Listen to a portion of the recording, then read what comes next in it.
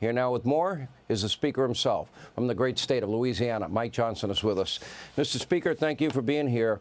I was in touch with senators all through the night last night. Didn't get a lot of sleep. I'm sure you probably didn't either. And I will tell you, there was a point where they were short one vote. And I know that there are some changes, and from the beginning you said and asked John Thune, you asked senators to make minimal changes possible. They have to deal with the reconciliation process. That does complicate things on their end. They have to deal with the Senate parliamentarian. That complicates things. Would you say 85 to 90% it's identical? Yes, that's great, Sean. Good to be with you. 85 to 90% of this bill is the House-generated product. The Senate made some modifications to it. They made it more conservative in some places and moderated it a little bit in others. But I tell you what, as the president said so well today, this is no longer just a House bill. It's not a Senate bill. It's the bill of the people, of the hardworking American people, and we are going to deliver it. As you said, Sean, by July 4th. It is so critically important. Remember, we got a clear mandate from the people in November to do this. President Trump ran on a clear set of priorities and promises, and we did as well, and this is the vehicle to deliver it. We're almost there at that finish line. When I went to Capitol Hill at the beginning of the year, and we did that town hall together, and the first thing I did ask your members, I said, everybody in this room, do you understand not everybody's going to get everything they want? Because everybody has different views on what should be in the bill, what shouldn't be in the bill, et cetera.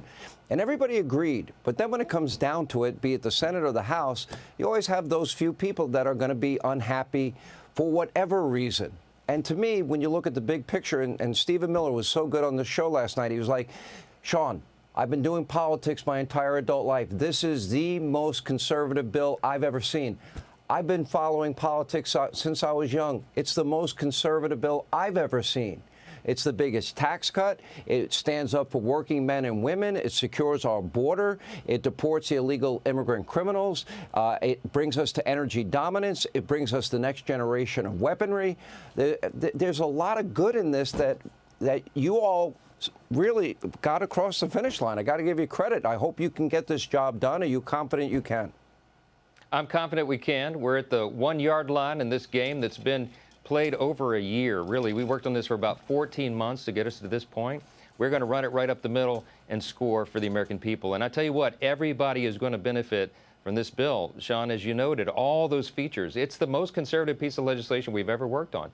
You need to mention at the same time that even though while we're having historic tax cuts, we also have historic savings. We're going to save $1.6 trillion for the American people. We're going to cut down the size and scope of government, make it more efficient, make it work better for the people. They demand and deserve that, and the Republicans are delivering. So this is a vehicle. Let's also remember that this is just a step in a sequence of events. We are intending to do more reconciliation work. You can do a reconciliation budget for each fiscal year. So the plan is to do one in the fall for the FY26 budget year, and then we can also squeeze in a third one for FY27 before this Congress is up. At the same time, we're going to be passing rescissions packages from the White House to save more money and spending less in appropriations. We will get the government back to fiscal sanity, and we are the party to do it. Okay, let's talk a little bit about that. Now, the Democrats were demagoguing the bill. Oh, it's going to gut Medicare, Medicaid, and Social Security, none of which is true, but that was their talking point of the night.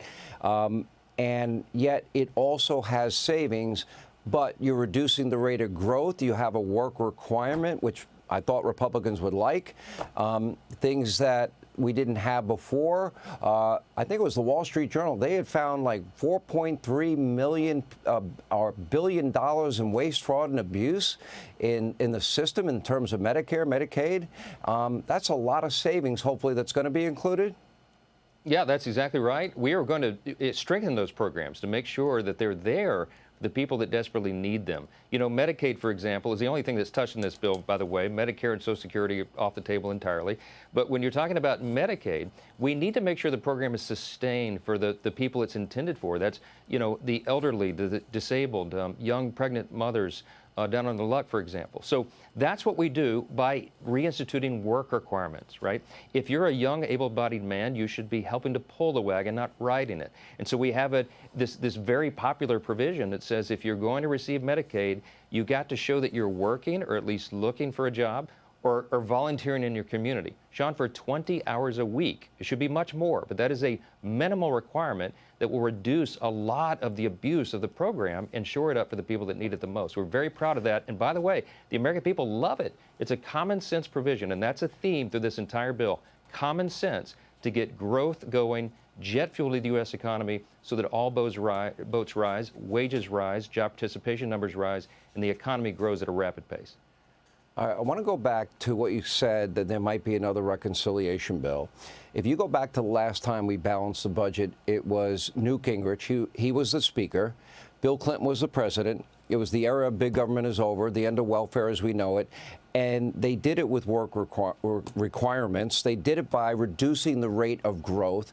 How much growth can you reduce maybe at the next bite of the apple? And how committed is the entire caucus to that? Well, we want to reduce the growth rate of the debt, of course, and you do that in two ways. You limit spending, you reduce federal spending, and you spur on economic growth. That's what this package is all about. Remember the first 2 years of the Trump administration. After the first 2 years, we brought about the greatest economy in the history of the world. It wasn't even close.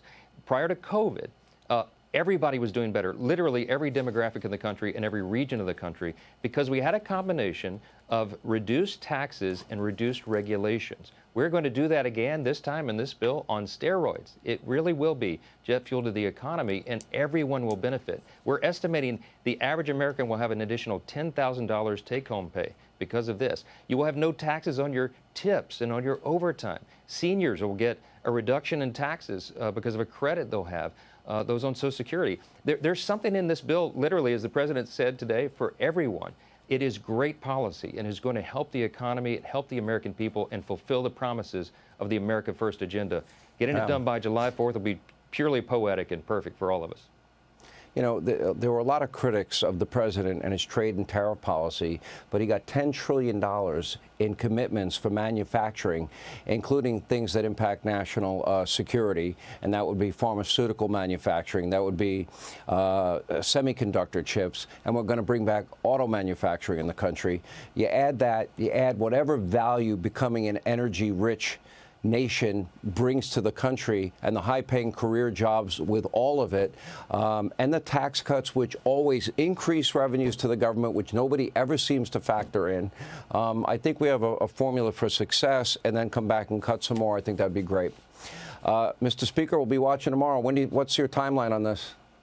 Well, we're having weather delays getting everybody back right now, but assuming we have a full House, we'll get it through the Rules Committee in the morning. We'll move that forward to the floor, and hopefully we're voting on this by tomorrow or Thursday at latest. Depending on the weather, delays, and travel, and all the rest, that's the wild card that we can't control. All right, Speaker Johnson, thank you for being with us. Hey, Sean Hannity here. Hey, click here to subscribe to Fox News YouTube page and catch our hottest interviews and most compelling analysis. You will not get it anywhere else.